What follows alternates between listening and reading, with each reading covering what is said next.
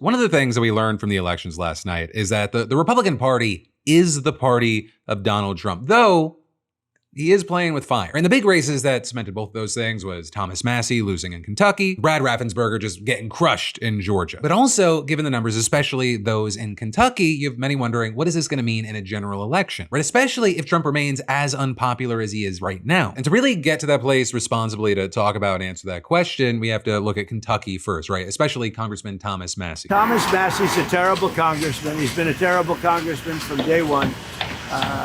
Dealing with him is just horrible. I don't think he's a Republican. I think he's actually a Democrat. It's not easy beating incumbents, but we have a great guy running against Massie. Massie's a terrible, I think the worst congressman the Republican Party's ever had. Now, in reality, Massie votes with the Republican Party most of the time. But Massie opposed Trump's tax and spending budget package last year, the so-called Big Beautiful Bill, because he said it would drive up the federal deficit. He also, of course, famously led the charge to release the Epstein files, and he's opposed the U.S. and Israeli war against Iran. And with that, condemned American aid to Israel and criticized the influence of the pro-Israel lobby in American politics. So all of that kind of together made him Trump's #1 target, as well as the target of the very same pro-Israel lobby that he spoke out against. $19 million was spent to benefit Massie's Trump-backed opponent, a former Navy SEAL by the name of Ed Galrine, including nearly $9.4 million from AIPAC and other pro-Israel interest groups. But with that, Candace Owens, who had become a vocal supporter of Massie, actually has a different take on this whole thing, saying that whatever the result, the money spent on this election showed that Trump has lost control of MAGA, and adding, having to run to the Zionist mafia to spend a record-breaking amount on a congressional seat means he knows fully well the party no longer marches to his command. And Tucker Carlson not only pushed a similar narrative, he took his message straight to the Israeli media this week, by telling the country's Channel 13 that Netanyahu, the media, and donors, they pushed Trump into a war against Iran. Donors to Donald Trump, people in the media class here,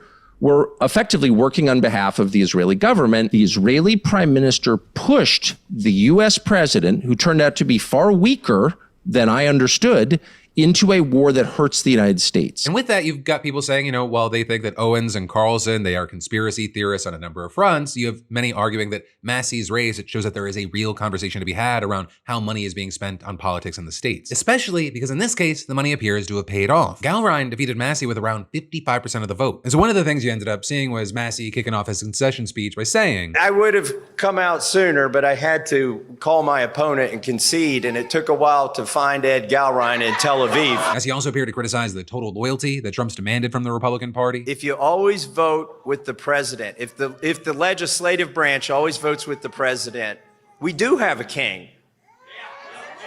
If the legislative branch always votes whichever way the wind is blowing, then we have mob rule.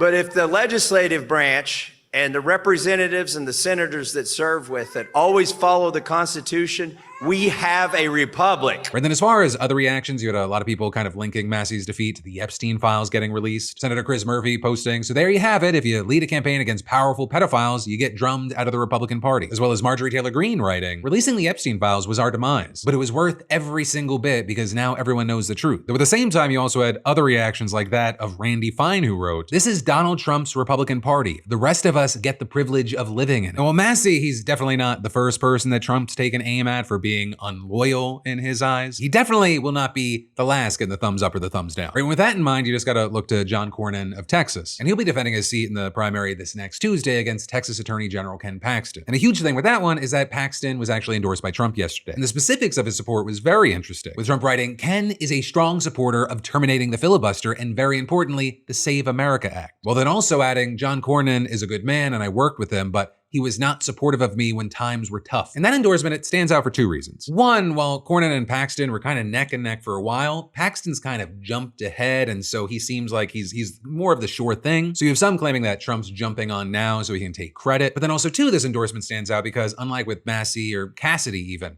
Cornyn's never really seriously broken ranks within the party. In fact, just last week, he proposed this bill that would name a Texas highway in honor of the president. So maybe I should then also add a third thing, and that is that Democrats, they are happy because Paxton, they see as maybe the easier opponent to beat in a general election. But that then brings us to the final state. It's my own, Georgia. And with Georgia, you have outlets like Politico now reporting that the MAGA takeover of the Georgia GOP is nearly complete. With the Georgia Republican Party chair, Josh McCoon, telling the outlet, it's key to success in a Republican primary in Georgia today to either have the president's endorsement endorsement, or be able to make the case to voters that you're certainly a Trump-aligned candidate. And in regards to the Senate, everyone knew that John Ossoff was going to win. He didn't even have a Democratic primary challenger. But on the Republican side, it's now down to a Trump-backed candidate by the name of Mike Collins and a guy by the name of Derek Dooley, who, I will say, despite the lack of an endorsement from Trump, has sort of styled himself as a pro-Trump candidate, including a Georgia First slogan. And while that race is going to be very enlightening to watch, one of the biggest ones is obviously the governor's race, right? Especially when you take in all the context and the history, right? Brian Kemp, who was among several state officials who rejected Trump's efforts to overturn the 2020 election, he's leaving office because he hit his term limit. Secretary of State Brad Raffensperger, who famously refused Trump's demand that he find enough votes to help him win,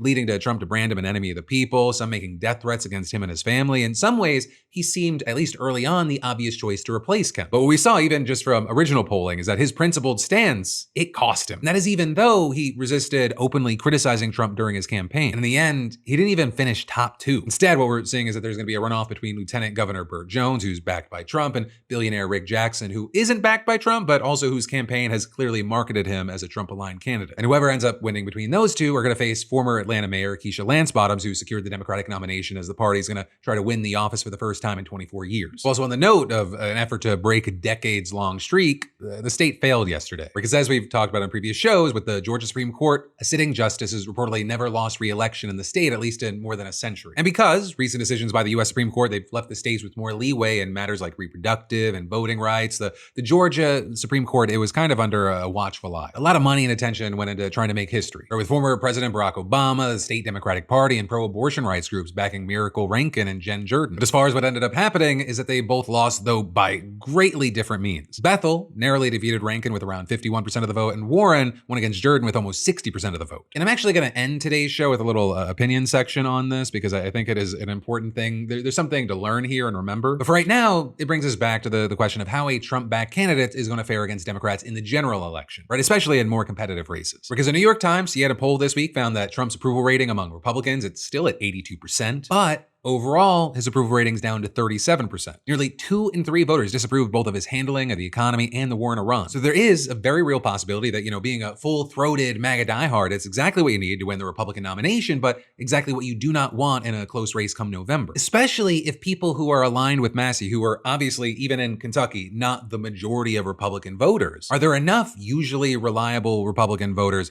that all of a sudden have soured on the president and people who align themselves with him? Right? While an 82% approval rating among Republicans is fantastic, if you have made that other 18% really want you to go fuck yourself, and you've as far as the independents, you've really soured them, are they generally screwing themselves? Could be, might be, but also a big thing to remember is there is a lot of time between now and November 4th. Situations change, opinions change, and a number of these things are going to runoff, so even those races haven't fully been finished. But hey, with that in mind, I gotta pass the question off to you. What are your thoughts here? Is Trump accidentally setting up Republicans for a failure come November, at least in competitive races, or is that hopium and copium?